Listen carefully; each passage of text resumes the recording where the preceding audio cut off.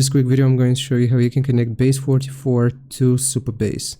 First, open up Base44, click on Apps, and then choose the app which you want to connect to Supabase. Now, from within the app section here, you just want to type Connect Supabase, and it's going to give you this.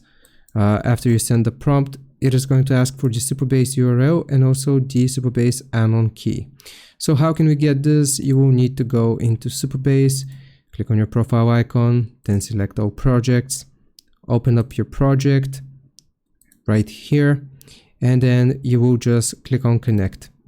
Once you click on Connect, you want to navigate to API keys, and you will copy your project URL, which is going to be this one, and then we're going to go back into Supabase and paste the project URL.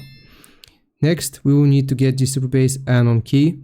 You can go and get it right here. So you just want to copy and then paste it.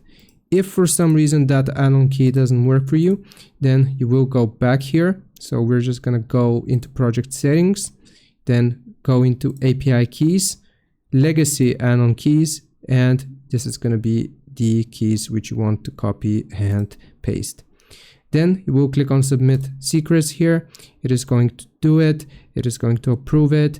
And it is how you integrate Supabase with Base44. And it's going to begin approving the project. So we will just approve it here. So approval is going to be needed. Okay, so we are just going to approve it here. See what it manages to come up with. And just like that, it is going to begin installing Supabase in our Base44 project. I hope this helps. Leave a like and sub. I'll see you next time.